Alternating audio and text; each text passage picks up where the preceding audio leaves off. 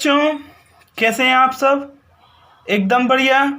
मैं दीपक पटेल, हम सबके channel study with Deepak Patel में आपका स्वागत करता हूं। चलिए बच्चों, आज का जो लेक्चर है उसमें अपन सेल्स के बारे में पढ़ेंगे। ठीक है बच्चों, एक बात बताता हूं बच्चों, जैसे सेल्स अगर मैं यहाँ भी करा दूंगा तो इसका कोई मतलब नहीं है, क्योंकि आपको जो केमिस्ट्री में पढ़ाएंगे टीचर्स, स्कूल के टीचर्स पढ़ाएंगे, आदर्श चैनल से आप पढ़ेंगे। केमिस्ट्री में बहुत अच्छे से डिटेल्स में सेल के बारे में बताया गया है। ठीक है बच्चों, अभी अपन सेल्स को थोड़े तरीके से जान लेते हैं, सेल्स होते क्या हैं। ठीक है बच्चों, तो पहली क्वेश्चन बनना चाहिए आपका, सेल्स क्या होते हैं। सेल्स वो होते हैं जो अपने अंदर इलेक्ट्रिकल एनर्जी को या फिर मान लीजिए इलेक्ट्रिक करंट को स्टोर करके रखते हैं, वो हो गए अपने इलेक्ट्रिक सेल। ठीक है बच्चों, अब आपका क्वेश्चन होना चाहिए कितने तरीके के होते हैं। तो इसके दो तरीके के होते हैं, एक प्राइमरी होते हैं और दूसरा सेकेंडरी होते हैं। ठीक है बच्चों, अब फिर क्वेश्चन कि प्राइमरी क्या होता है। तो प्राइमरी सेल्स वो होते हैं जिसको हम कभी भी एक बार यूज़ कर लें, उसके बाद दोबारा इस्तेमाल ना कर सकें। ठीक है बच्चों, और ये चीप होते हैं, मतलब सस्ते होते हैं ख़रीदने में। ठीक है बच्चों, फिर आते हैं दूसरा क्वेश्चन कि सेकेंडरी सेल्स क्या होते हैं। अगर आपको प्राइमरी सेल्स के एग्जांपल जानने हैं तो पहला, जैसे कि आप बच्चों वाला हेलीकॉप्टर देखा है छोटा सा, उसका प्राइमरी सेल के एग्जांपल हो गए। फिर रेडियो में जो सेल लगते हैं वो उसके एग्जांपल हो गए। और फिर जो ड्राई सेल है, आपको 12th की केमिस्ट्री में पढ़ाया जाएगा ड्राई सेल के बारे में। वो जो ड्राई सेल है वो प्राइमरी सेल के अंदर आता है। ठीक है, अब आती है सेकेंडरी सेल की बारी कि सेकेंडरी सेल क्या होते हैं। जिसको हम अगेन एंड अगेन चार्ज कर सकें उसे हम सेकेंडरी सेल कहते हैं। जैसे कि हमारे फ़ोन में लिथियम आयन बैटरी लगी रहती है, इसको हम अगेन एंड अगेन चार्ज कर सकते हैं। तो हमारे लिए कौन सा हो गया, ये सेकेंडरी सेल। ठीक है बच्चों, इस तरीके से उसके मेन एग्जांपल है निकल कैडमियम सेल और लीड स्टोरेज सेल। ठीक है बच्चों, ये आप सब केमिस्ट्री में पढ़िएगा। बाकी अभी अपन कॉम्बिनेशन पढ़ लेते हैं। ठीक, स्टार्ट करते हैं अपन। सेल्स,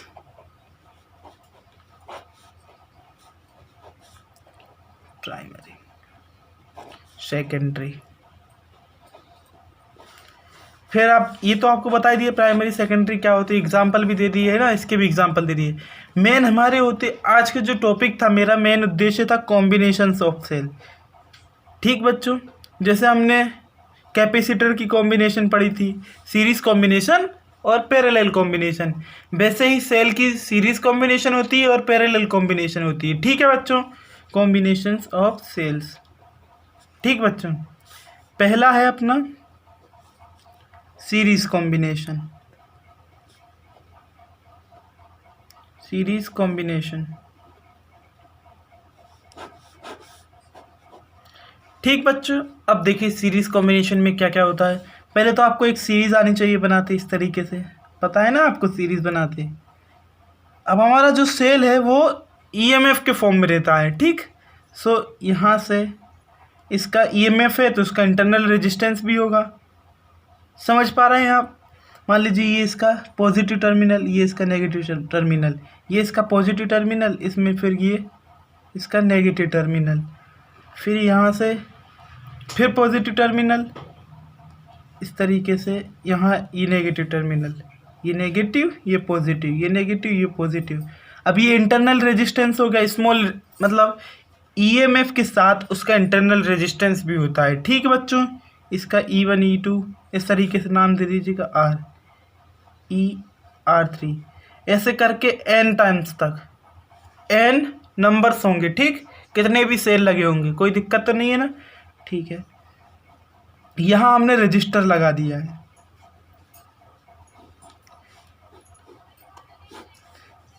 ये इंटरनल रेजिस्टेंस है, ये एक्सटर्नल रेजिस्टेंस है, जिसको हम R नाम दे देते हैं। ठीक है बच्चों, जैसे हमेशा आप करते आए हैं वैसे ही करेंगे। ये बताइए कि n नंबर्स तक है। ठीक, तो टोटल ईएमएफ कितना हो जाएगा, total EMF of the circuit कितना हो जाएगा बताइए। जैसे अगर मान लीजिए 3 रहता तो क्या लिखते, E = E1 + E2 + E3, तो ये क्या हो जाएगा 3E1। इस तरीके से करते ना 3E हो जाते। उसी तरीके से मान लीजिए ई करके लगाए थे हमने सेल्स, ये 1 1 2 2 मत दीजिए, ई करके लगाए थे तो E1 E2 मतलब इस तरीके से 3E हो जाते। वही चीज़ यहाँ नंबर्स ऑफ है, टोटल बहुत सारे नंबर्स हैं, इसलिए अपन NE कर लेंगे। आगे बच्चे समझ में, बहुत ज़्यादा नंबर थे, अगर हम 3 की बात करते तो 3E हो जाता। इस तरीके से आ रहा है बच्चे समझ में। अब आपसे इंटरनल रेजिस्टेंस कोई पूछ ले, total internal resistance, total internal resistance, total internal resistance क्या हो जाएगा। मान लीजिए अगर 3 होते तो R plus R total internal resistance से निकलता तो 3R हो जाता है, R is equal to 3R। वैसे ही हमारे पास नंबर्स हैं बहुत सारे, इन्फिनिटी तक होंगे। मान लीजिए एक समय इन्फिनिटी आ जाएगी तो वही हम लिखेंगे NR। आ रहा बच्चों समझ में इतना? ठीक है बच्चों, अब बताइए अकेला ये टोटल इंटरनल रेजिस्टेंस, अब पूरे सर्किट का कितना रेजिस्टेंस होगा। अब टोटल रेजिस्टेंस कितना हो जाएगा, रेजिस्टेंस। अब बताइए ये वाला और ये, ठीक बच्चों, टोटल रेजिस्टेंस कितना हो जाएगा। देखिए ये R है, हमने यहाँ निकाला total internal resistance plus external resistance, so क्या आ जाएगा R प्लस NR। ये हो गए हमारे total resistance of the circuit. अब ध्यान से देखिए बच्चों, अगर मान लीजिए आपको ओम्स लॉ याद है, वाई ओम्स लॉ क्या होता था, I is equal to V upon में R होता था। लेकिन यहाँ जो EMF है वो पोटेंशियल, मतलब जो पोटेंशियल है वो EMF के फॉर्म में है, so I is equal to E upon में R। अब यहाँ देखिए ये हमारा EMF था, मतलब E इज इक्वल टू इतनी वैल्यू आ गई थी, ये R की वैल्यू है, मतलब ये पूरे रेजिस्टेंस की। अब देखिए यहाँ पर E की वैल्यू क्या है, NE अपॉन में R की वैल्यू क्या है, R प्लस NR। ये होगा हमारा एक्सप्रेशन था। अब बताइए अगर मैं कंडीशंस लगाना शुरू करूं, मान लीजिए अगर इंटरनल रेजिस्टेंस बड़ा हुआ एक्सटर्नल रेजिस्टेंस से, सो हम नेगलेक्ट कर पाएंगे एक्सटर्नल रेजिस्टेंस की वैल्यू, तो क्या बचेगी, ध्यान से देखिएगा, I is equal to NE upon में, इसको तो हमने नेगलेक्ट कर दिया, इसकी वैल्यू हमारे लिए कुछ भी नहीं हुई, तो NR बचा। अब N से N कैंसल, तो I is equal to E upon में R आ गई। ये फर्स्ट कंडीशन निकला। ठीक, अब आती है दूसरी कंडीशन, देखिए सेकंड कंडीशन, अगर if R is very greater than NR, then we can neglect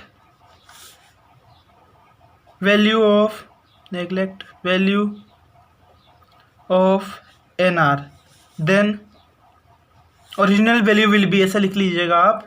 so I is equal to NE upon में, हमने NR की तो वैल्यू नेग्लेक्ट कर दी तो हमारे पास R बचा। ये हो गई हमारी सेकंड कंडीशन। ठीक बच्चों, इस तरीके से दो कंडीशंस हमने निकाल ली। अब आता अपना सीरीज कॉम्बिनेशन ख़त्म हो गया, यहाँ सीरीज कॉम्बिनेशन ख़त्म हो गया। अब ये अपन पैरेलल कॉम्बिनेशन ऑफ सेल्स देख लेते। ठीक, पहले इसका आपको सर्किट डायग्राम आना चाहिए, कैसे बनेगा। ठीक, मान लीजिए यहाँ से इस तरीके से आप देख लीजिए आपको बनाना कैसे है।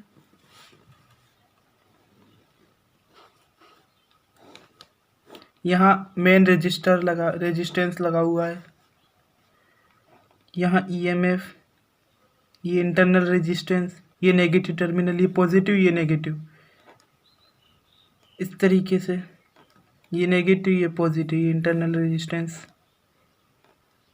पॉजिटिव टर्मिनल, ये इंटरनल रेजिस्टेंस नेगेटिव टर्मिनल,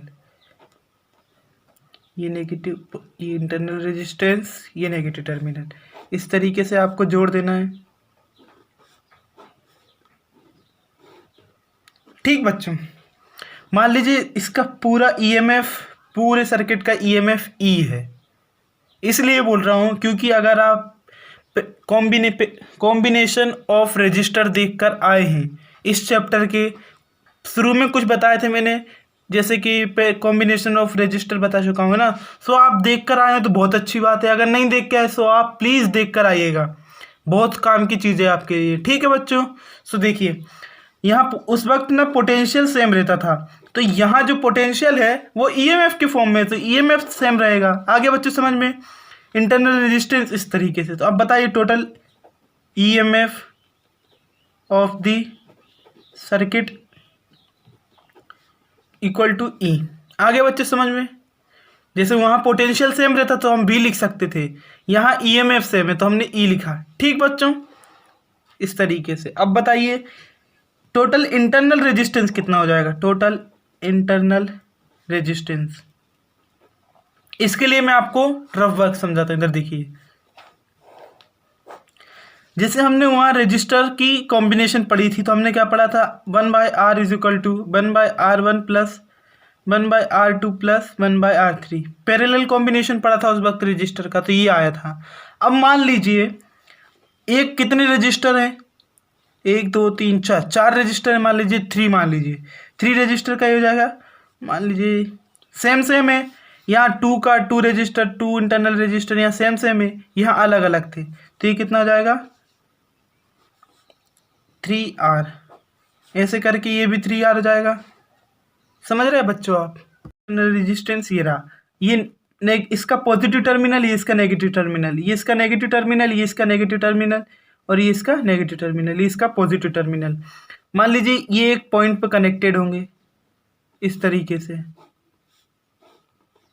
तो ये इससे कनेक्टेड हो गया, ठीक।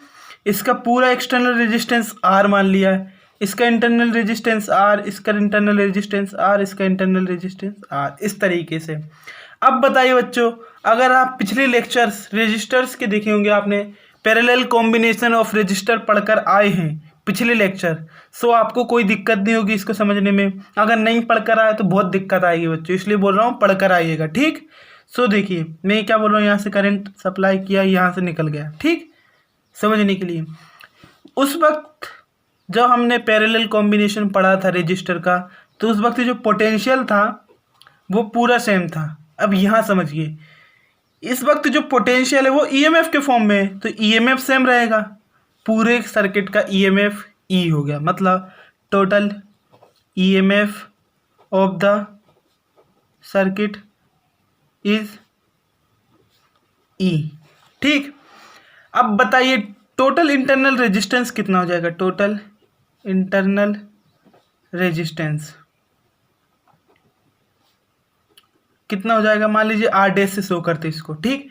इसके लिए आपको रफ वर्क समझाता हूं, ध्यान से देखिएगा रफ वर्क। मान लीजिए हमें पता था पैरेलल कॉम्बिनेशन ऑफ रजिस्टर के अंदर 1/R इज इक्वल टू होता था 1/R1 plus 1/R2 plus 1/R3। ये हमें उससे पता चला, किससे, पैरेलल कॉम्बिनेशन ऑफ रजिस्टर से। मेन चीज़ यहाँ है, अब यहाँ जो इंटरनल रेजिस्टेंस है R करके है, सो यहाँ R डैश मान लीजिए 1/R डैश करके, R1 की जगह R ही आ रहा है। फिर दूसरा सेल में देखा 1/R ही आ रहा है, फिर यहाँ देखा 1/R ही आ रहा है, समझ रहे हैं बच्चों। सो ये क्या हो जाएगा, R अपॉन में इक्वल टू, इनका एलसीएम हो जाएगा तो क्या हो जाएगा 3R। आ रहा बच्चों समझ में।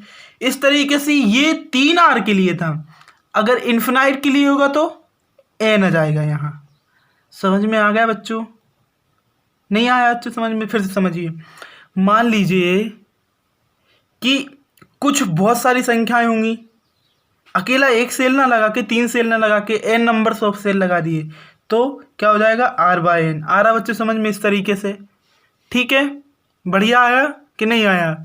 अगर हम इनका एलसीएम ले लें, अगर R था, ध्यान से देखिए, अगर R था तो यहाँ सिंपली R के लिए आ रहा, जब नंबर्स ऑफ R होंगे तो n, इनका रेजिस्टेंस का कितना आ जाएगा, एलसीएम R ही तो आएगा।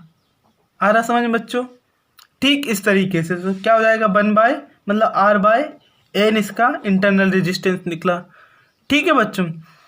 अब इसका टोटल रेजिस्टेंस कितना हो जाएगा, टोटल रेजिस्टेंस इक्वल टू कितना हो जाएगा, आर, ये वाला R plus R by N, ये इसका क्या हो गया, टोटल रेजिस्टेंस हो गया। अब आपको ओम्स लॉ पता ही है, बाय ओम्स लॉ करके, ठीक है बच्चों। फिर क्या हो जाता है, I equal to be upon में आर होता था, यहाँ पोटेंशियल ईएमएफ के फॉर्म में, सो क्या हो जाएगा, I is equal to E by R, total EMF equal to E, मतलब ई अपॉन में टोटल रेजिस्टेंस कितना था, R by R plus N. ये हमारा हो गया, इसका क्या बोलते हैं, डेरिवेशन प्रूफ होगा ये। अब यहाँ हम लगाएंगे केसेस, ठीक है बच्चों। देखिए बच्चों, मान लीजिए अगर हम इसका एलसीएम ले लें तो ये एन आर आ जाएगा प्लस आर अपॉन में एन, और ये ई एज इट इज। अब जो एन है वो इसके ऊपर आ जाएगा, समझ पाए आप। सो क्या हो जाएगा, एन ई अपॉन में N R plus R, I is equal to, I की वैल्यू इतनी निकली, आई की वैल्यू ये आई। मान लीजिए ये आप इसको लिख देते तो कोई दिक्कत नहीं थी, बट अगर आप इतना लिखते हैं तो बहुत अच्छी बात है। अब देखिए केसेस क्या क्या बनेंगे, ठीक, केसेस। पहला केस है, मान लीजिए n R is very very very very greater than r, then we can neglect value of r. So value of r, internal resistance की वैल्यू को हम नेग्लेक्ट कर सकते हैं।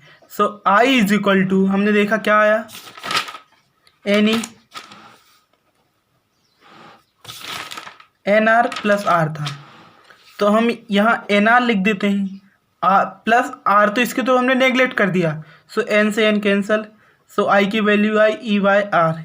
ये फर्स्ट केस निकला। सेकंड केस क्या है, मान लीजिए आर, स्मॉल आर है वो very very very very greater than big R, so then we can neglect value. So क्या हो जाएगा, I is equal to N E upon में, हमने एन आर की वैल्यू इस वक्त के लिए नेग्लेक्ट कर दी है, तो हमारे पास बची क्या, स्मॉल आर, तो ये equal to N E upon में आर। ये इसका सेकंड केस बन गया, ठीक है बच्चों। सबसे ज़्यादा करंट कहाँ निकल रहा है, इस वक्त निकल रहा है ना, I is equal to E upon में आर। इस तरीके से आपको समझ में आया बच्चों, हमने पढ़ा क्या। आज के वीडियो में 2 ही कराना था तो करा दिया, आज के वीडियो में इतना ही बच्चों। तब तक आप, अब नेक्स्ट लेक्चर में हम छोटी और मगर मोटी बातें करेंगे, ठीक बच्चों। आज की वीडियो में इतना ही, तब तक आप पढ़ाई करते रहिए। हैव अ नाइस डे बच्चों, थैंक यू बच्चों।